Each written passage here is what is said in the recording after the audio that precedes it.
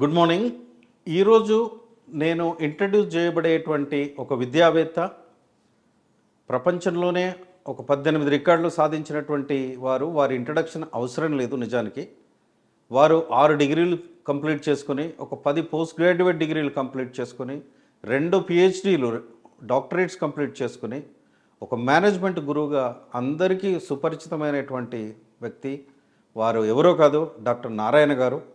Doctor Narayana గారు educational field మీద ఉన్న మక్కువతో వారు ఎన్నో కోర్సులను ఇంట్రడ్యూస్ చేసి చాలా డెడికేటెడ్గా డాక్టర్ నారాయణ కాలేజెస్ వీటిని ముందుకు తీసుకెళ్తున్నారు.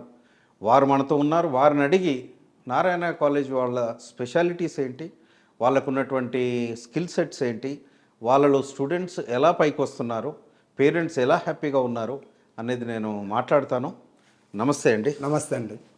ఇంకొకటి సార్, నా రిక్వెస్ట్ ఏంటంటే మీరు హౌ టు హ్యాండిల్ ఫెయిల్యూర్ అనేది కూడా మీరు ఒకటి టేకప్ చేస్తే బాగుంటుంది సార్. అవును. ఇప్పుడు అందరూ ఏం చేస్తారంటే సక్సెస్ స్టోరీస్ అంటారు. ఈయన ఈ ఫీల్డ్లో సక్సెస్ సాధించాడు, ఈయన ఐఏఎస్లో టాపర్ అయ్యాడు, ఈయన పెద్ద ఇండస్ట్రీ పెట్టి కోట్లు సంపాదించాడు. సక్సెస్ స్టోరీస్ అంటే ఆయన సక్సెస్ అయ్యాడు అని ఆయన 10 మందికి చెప్పుకుంటాడు. కానీ ఇక్కడ ఫెయిల్యూర్ని హ్యాండిల్ చేయడం అనేది ఎవరు చెప్పట్లేదు సార్. అవును.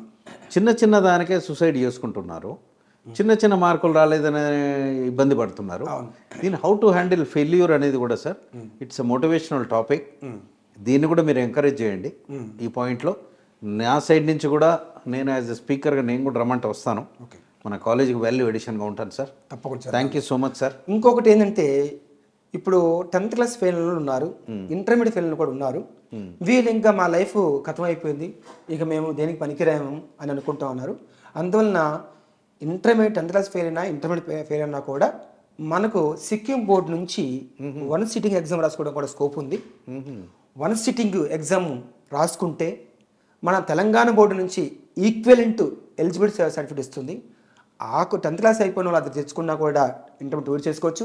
ఇంటర్మీడియట్ ఫెయిల్ అయిన వాళ్ళు ఆ ఎగ్జామ్ రాసి ఈక్వల్ సర్టిఫికేట్ వస్తుంది కాబట్టి దాని ద్వారా కూడా 3 years కోర్సు ఇంజనీరింగ్ కూడా చేసుకోవచ్చు.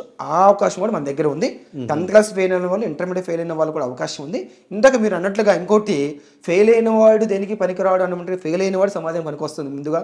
ఎగ్జాక్ట్. ర్యాంక్ వచ్చిన వాడు సమాజానికి వాడి కుటుంబానికి ఉపయోగపడుతుండేమో కానీ సమాజానికి ఎక్కువ ఉపయోగపడుతుంది ఫెయిల్ అయిన వాడే. ఫెయిల్ అయిన వాడు ఎందుకంటే ఒకసారి జీవితంలో దెబ్బతిన్న తర్వాత వాడు ఇంకా ఒక వ్యవస్థాపకుడు అవుతాడు అంతే. మనం బోల్డ్ మంది ఎగ్జామ్ తీసుకోవచ్చు జీవితంలో ఎంతో మంది అనేది. మనకు ఒక థామస్ ఆల్వా ఎడిసన్ ఎన్నోసార్లు ఫెయిల్ అయ్యాడు బల్బు కొనుక్కోవటంలో. మరి ఆయన ఇవాళ రాత్రి వస్తే వెలుగు నుంచి బల్బుని ఫిలమెంట్ కొనుక్కుందే అలాంటి వ్యక్తి ఒక థామస్ ఆల్వా ఎడిసన్. కానీ బోల్డ్ ఎంతమంది ఇలాంటి ఎగ్జాంపుల్ బోల్డ్ ఎంతమంది ఉన్నారు. మరి ఇలాంటివి మనం ఇంకొక రకం చేద్దాము. అలా వాళ్ళ ప్రపంచాన్ని మార్చిందంతా ఇందాక బిల్ గేట్స్ అనే వ్యక్తి 10th క్లాస్ ఫెయిల్ కాని వ్యక్తిని చూసుకుంటే ఆయన ఇప్పుడు సుమారు 20 లక్షల మందికి ఎంప్లాయ్మెంట్ వరల్డ్ మొత్తం ఇవ్వగలిగినంటే అలాగా. అందుకని ఫెయిల్ అయిన వాళ్ళని తక్కువ చూడొద్దు. ఫెయిల్ అయిన వాళ్ళని స్టూడెంట్స్ కూడా నేను ఫెయిల్ అయిన దేనికి పనికిరాని అనుకోవద్దు. కానీ దాని ఛాలెంజ్ తీసుకునే వ్యక్తులు చాలా గొప్పలు అవుతున్నారు. ఎగ్జాక్ట్. ఇంకా దీనికన్నా నేను బెటర్గా ఏం చేయొచ్చు. ఒక చదువే కాదు, చదువు అంటే మార్క్స్ కాదు, చదువు అంటే జ్ఞానం. ఎగ్జాక్ట్. జ్ఞానాన్ని కలిగించేది ఏదైనా చదువే, కానీ మార్క్స్ వచ్చేది చదువు కాదు. మార్క్స్ ర్యాంక్స్ చదువు కాదు. అందరి ఉద్దేశంలో మార్క్స్ ర్యాంక్స్ వస్తే చదువు అనుకుంటున్నారు. జ్ఞానాన్ని ఏది చేస్తున్నారు ఇందాక మీరే ఫస్ట్ చెప్పారు. అతను మొత్తం బిల్ గేట్స్కి పంపిస్తే 10th క్లాస్ పాస్ అయిన అంటే నువ్వు పెళ్ళికి అంటే క్వాలిఫికేషన్ చూస్తున్నారు చాలామంది. క్వాలిఫికేషన్ అవసరమే, బట్ క్వాలిఫికేషన్ కన్నా దానికి మించి నాలెడ్జ్ ఉందా లేదా అని కావాలి. కంపెనీ నడిపించగలిగేది, వ్యవస్థ నడిపించే నాలెడ్జ్ ఉందా లేదని కావాలి. అలాంటి వ్యక్తులు ప్రపంచాన్ని పాలిస్తూ ఉన్నారు. వాళ్ళే దేశాన్ని మార్పు తీసుకొస్తా ఉన్నారు. Thank you sir. Me interview చాలా ఇన్స్పైరింగ్ అండి. ఈ ఇంటర్వ్యూ ద్వారా మీకు వ్యూయర్స్ చాలామంది మీకు ఫోన్ చేసి కౌన్సిలింగ్కి వస్తారని మా మీడియా ద్వారా కూడా వాళ్ళని ఎంకరేజ్ చేస్తూ ఇంతటితో ఇది ముగిద్దాం సార్. నెక్స్ట్ వీడియోలో మళ్ళీ కలుద్దాం. నమస్తే. నమస్తే.